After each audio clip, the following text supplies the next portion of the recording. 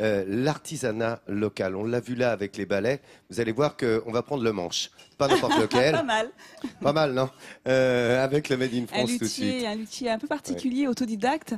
Paul Léra, alors il est ébéniste de formation, donc il maîtrisait déjà le bois. Et en jouant de la guitare, la vieille guitare acoustique, avec son père, il est tombé amoureux de cet instrument et il a décidé de fabriquer des basses. En 2000, il crée son atelier.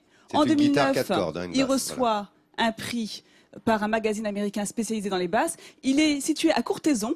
Tu vois, comme tes balais. Donc, on retourne à Courthézon et il nous a gentiment ouvert les portes de son atelier pour qu'on puisse le voir travailler de près. Alors là, il travaillait justement sur un nouveau modèle de basse pour le Music Mess à Francfort.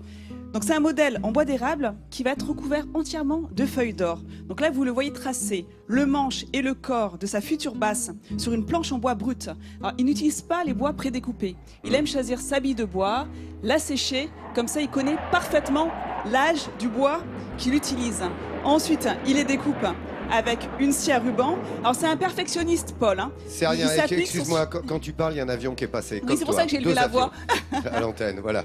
Il y a Nathalie et un dans le ciel. Il s'applique sur chacune de ces étapes. Regardez son atelier, il est nickel. On a rarement filmé un atelier aussi propre dans le Made in France. Et donc à l'aide de sa décochisseuse qu'on vient de voir juste avant, donc il a râpé sa planche de bois pour la mettre au même niveau d'épaisseur. Et là, avec une petite râpe, il s'occupe de tracer et d'affiner les éclisses. Ça, on peut pas le faire à la machine. C'est une étape qui ne peut se faire qu'à la main parce qu'il faut pouvoir passer dans tous les coins, le beau geste. Et c'est une étape qui est très délicate. Une fois qu'il a fini, il place ses barrettes métalliques sur lesquelles sont installées les cordes. Donc ça, c'est l'étape du frettage avec un petit maillet. Là aussi, c'est encore une étape qui demande vraiment un grand savoir-faire puisque c'est à partir de là que le son va sortir. Et pour finir, petit réglage du diapason de l'instrument. C'est la partie donc où reposent les cordes pour avoir ce résultat-là qui est juste un résultat impeccable. Et on a cette chance. Alors regarde, là tu montres, mais il faut savoir que ces standard. guitares, ces basses sont utilisées entre autres par Monsieur Mbappé, qui travaille avec Michel Jonas et Johnny McLaughlin, qui est un très grand guitariste. Les plus grands musiciens, Phil Collins, Lionel Richie, et leurs équipes travaillent sur ces basses-là. Ils travaillent beaucoup avec des clients allemands, américains, parce qu'ils aiment bien justement le travail de Paul Léra. Regardez, donc là, vous avez une basse. Donc ça, c'est une basse demi-caisse, Laurent, parce que elle permet d'avoir un son acoustique ou un son électrique, ou les deux à la fois. Alors, ce qu'il y a de plus beau à regarder, c'est cette table qui est en loupe de myrte.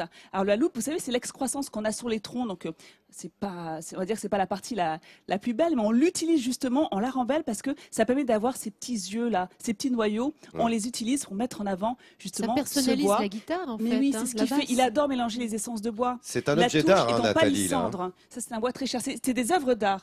Et juste à côté, vous avez, donc ça, c'est vraiment son modèle standard. L'avantage de ce modèle-là, c'est que c'est une basse électrique, donc on est moins tenu par le son. Donc il peut se faire plaisir, il peut ajourer comme il le souhaite sa guitare, et c'est celle-là qui est la plus utilisée, comme tu le disais, Laurent, par les plus granrands musiciens.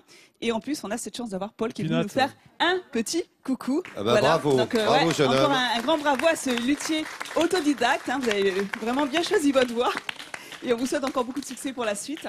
Donc voilà, c'est important d'ajourer, parce que quand on est sur scène pendant des heures, ça pèse très très lourd quand c'est en bois plein. Ça pèse très lourd. Donc ça allège énormément l'instrument. Et l'avantage des bassistes, c'est qu'ils c'est moins des puristes. C'est-à-dire qu'ils aiment justement jouer sur des instruments avec des formes complètement différentes et même des sons différents parfois. Surtout dans les basses électriques. Donc avec un coup de chapeau, monsieur, l'artisanat local élevé à cette matière d'excellence, c'est exceptionnel, sachant que ça résonne.